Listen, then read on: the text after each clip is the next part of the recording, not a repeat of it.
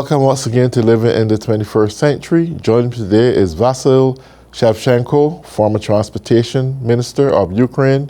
Vasil, it's always a pleasure to have you on.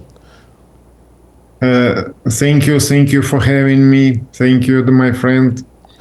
Yeah, something caught my eyes earlier this morning with Putin. He said that he sent a clear warning to the NATO nations that he don't have to use nuclear weapons because he's winning the war.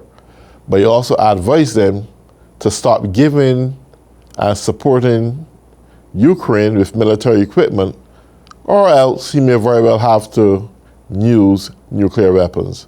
Do you think he's bluffing or he's just stupid? Which one?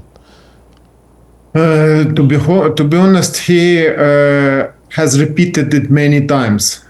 First of all, we heard it from the very beginning when he didn't manage to capture Ukraine during 3 days, then 1 week, then month, then year, then second year, and now we are fighting with him third years. And he have been warning Western countries different ways that he has a nuclear weapon, and then he tried to demonstrate that he can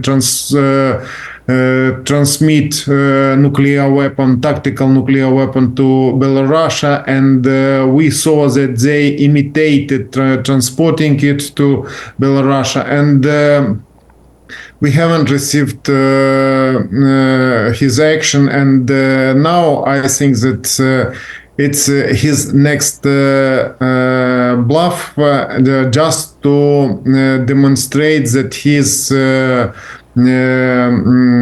domestic relations and situation at the battle line isn't good for him. As usual, he has been commenting it this way after full-scale propaganda from Russia Federation, and they had former Russia's president who's abusing alcohol, and he has been commenting it many times, and I think that they are trying to demonstrate that they are cool, but nevertheless we have heard that they have committed many crimes. Last events, they decided to attack Ukrainian hospital allocated in the Kiev hospital for children with heavy oncology disease. And after just in this time, he had meeting with India's Prime Minister, who visited Russia Federation for business talks.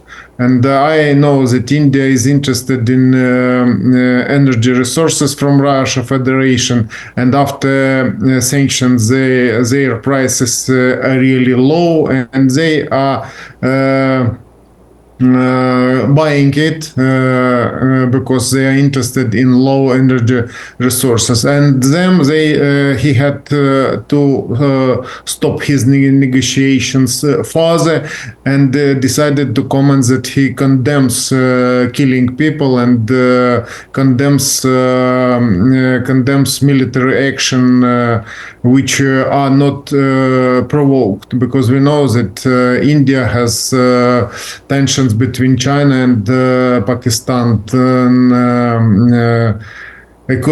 along their territories. And I think that just after that, after this information was spread around the world, he decided to switch on for something more important personally for him. And he decided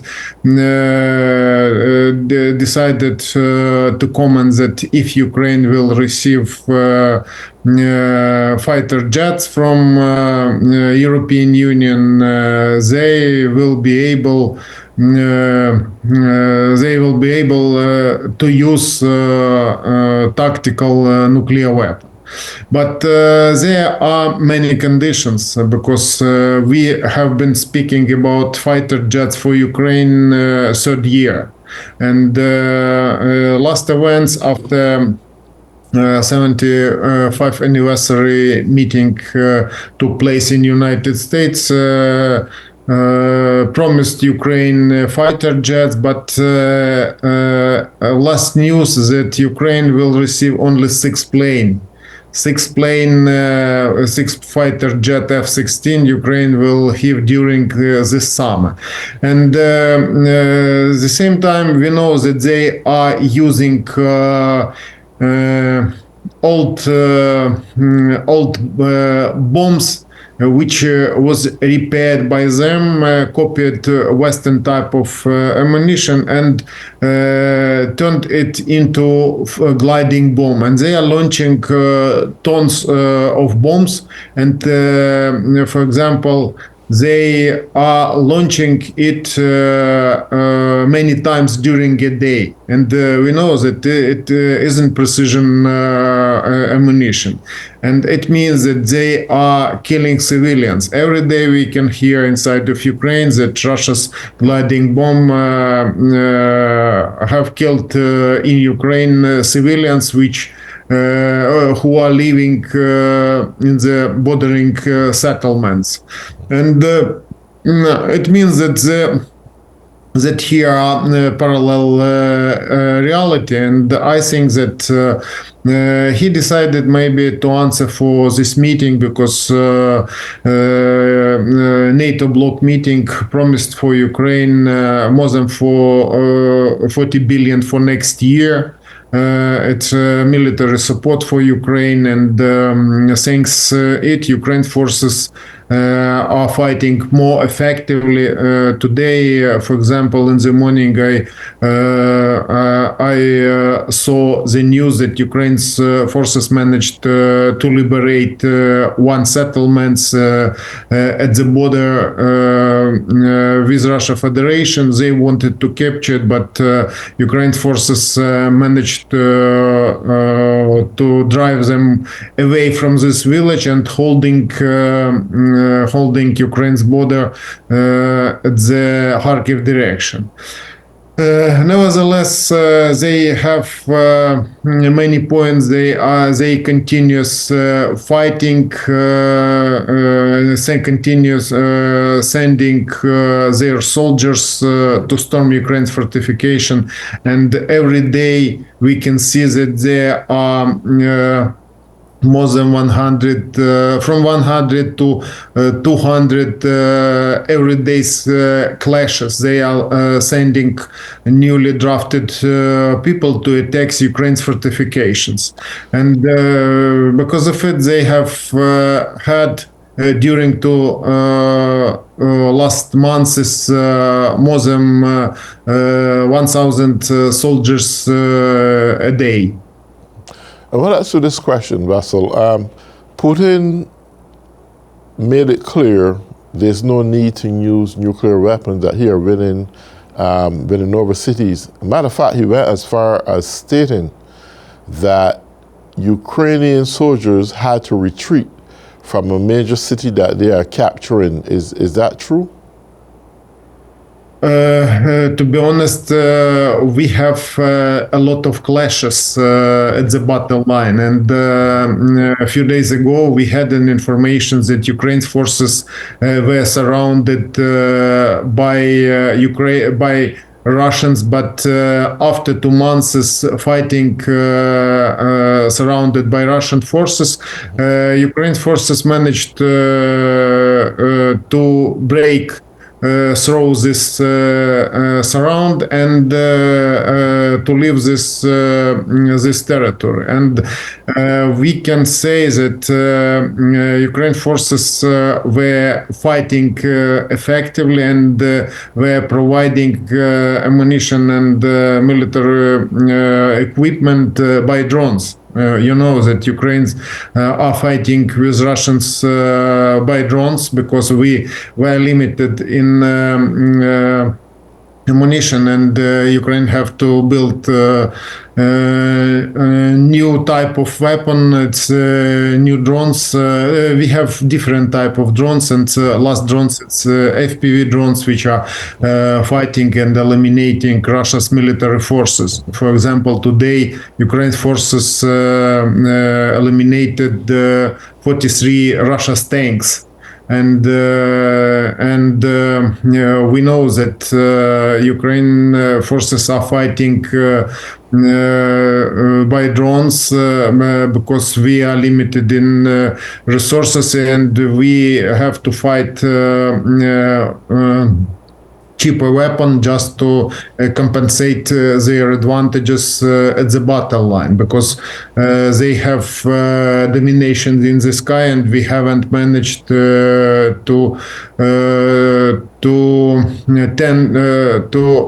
turn it into Ukraine's favor. Because, for example, we hope for aircrafts from our partners and for flying radars, which were donated Ukraine by Sweden. And after that, we hope we will be able to stop this fighting, because exactly that Ukraine's forces are fighting more effectively because we defend our motherland, and we have no choice. But Russian forces are being sent at the battle line just to make money. Now they are paying more than $15,000 every mercenaries who decided to join to their army. And as usual, it's last payment this mercenary can receive from Russians. And you know that during the visit, Narendra Modi, Prime Minister of India, demanded from Russia Federation immediately to send back to India Indians who were deceived and were withdrawn, were involved in this war, and Prime Minister asked to pay killed mercenaries from India compensation, and immediately to send residents home. And they immediately had done it. Because they depend on, and they are looking for around the globe to find mercenaries to send to fight, because we know that Russia have had a lot of casualties inside of Russia Federation. They are limited, and it's appeared they have formed a new aggressive military bloc together with Northern Korea, Iran, and it's appeared with China. Because a few days ago appeared information that Chinese decided to join to military drills in Belarus. It's close to Ukraine. And today we have seen that Russians launch Iranians produced drones above Ukraine's territory, and one of them crossed Ukraine's territory and flew to Belarus, where are their drills. And it's first time when China decided to join and just decided to play their role in military sphere. It's a dangerous signal for different countries, because they decided to demonstrate that they have military opportunities to act. And because of it, I'd say that the situation is quite difficult, and nevertheless, we hope that our allies will stay with us and will work with us, and we will be ready to defend our country and to defend Europe, because Yes, sorry. Yeah, that's okay. I want to answer this question. Do you think that if Donald Trump become president again in the United States of America, that he will still continually support President Putin, who is so guilty of committing so much war crimes against humanity? What's your opinion on that?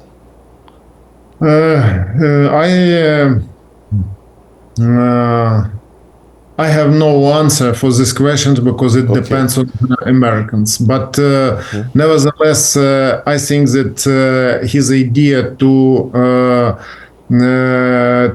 communicate with this kind of countries, with these leaders, I don't know how he will shake hands Putin after his killing Ukrainians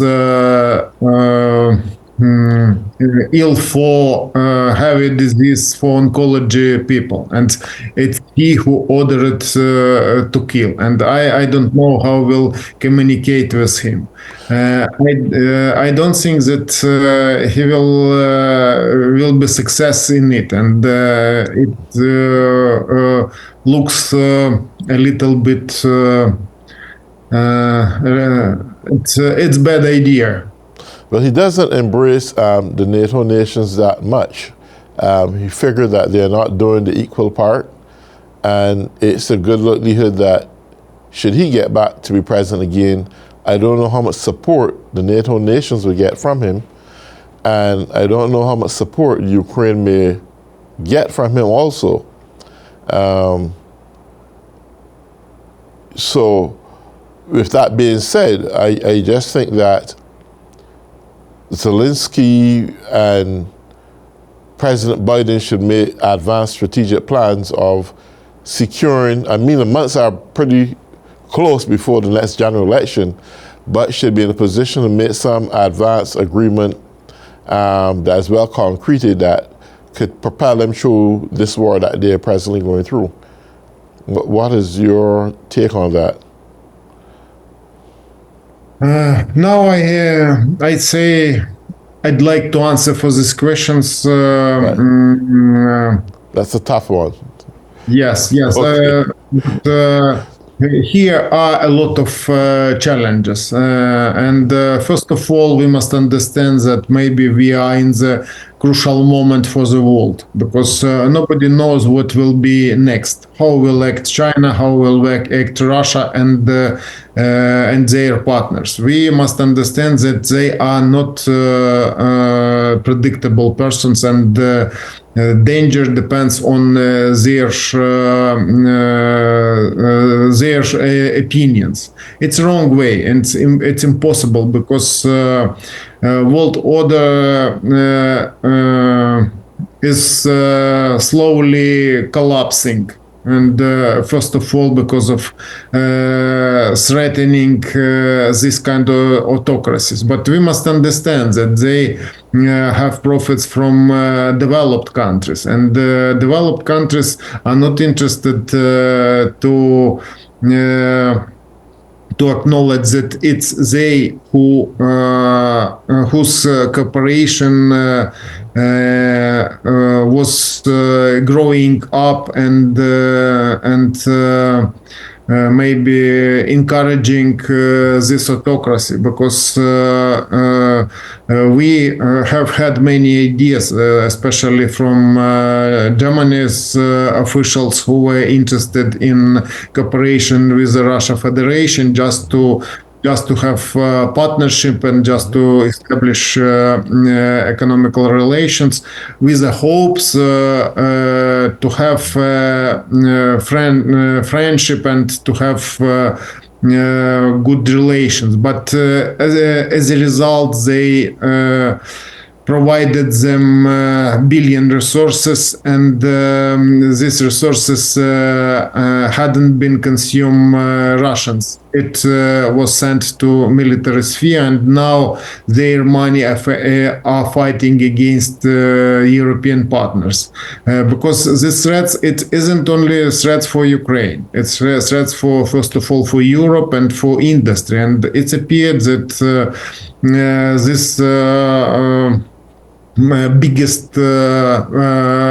biggest union NATO bloc are not able to defend their members effectively, and afraid to provoke Russia Federation. And it means that this fear is encouraging Russia Federation, and they will go further. They will go to the point where they will be defeated, or they will be demonstrated that there are strengths to deter them, to demonstrate them that we are able to resist, and not only to keep silence and to promise 6 planes for Ukraine at the third year. Because now I think that all countries around the world must understand it, because as a result, this type of treating will be established around the world, because this autocracy will understand that it works. It works, that they are threatening people around the world by nuclear weapon. They are threatening their military forces. They are threatening their economical sanctions or limits for providing food. You know that Russia's war started against Ukraine started with a blocking seaports, and Ukraine hadn't been able to provide byproduct countries around the world. And we are one from the biggest countries who's supplying products around the world. And it means that they wanted to provoke this crisis, just to blackmail people around the world, blackmail people from different countries. And now we can see that United Nations isn't able to fulfill their obligations because of veto rights for China and Russia Federation. And these rights allow them to block any decision, and it means that a country which is launching war is putting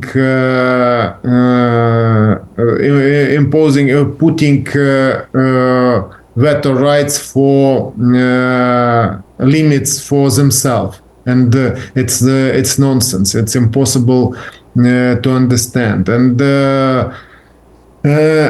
because of it, this challenge most important for United States, and because of it we are together. Because of it we are fighting together, and United States has become our main partner, and we have received a lot of support from United States. For example, I have had many my friends' opinion, and that they are really thankful for United States citizens, for every Americans who knows that we are together, and who supported support for Ukraine, aid for Ukraine. And because we are using this weapon is fighting against invaders. This weapon is fighting for democracy, and this weapon is fighting for human rights. This weapon is fighting for defending children, and you know that There are no many countries which are able to resist Russia Federation in Europe and around Russia Federation, because they haven't formed their military forces, and because of it, Russia abusing it, and because of it, Russia is provoking them. And you can see that, according to Russia's opinion, all their neighbors are their enemies. They have provoked Moldova, they have provoked Georgia, they have provoked many times Baltic countries, and now they are fighting in Ukraine. And it means that it's challenge, and it means that Russia cannot exist in this condition. And all people must understand it, because their unions with, for example, North Korea allows us to understand that this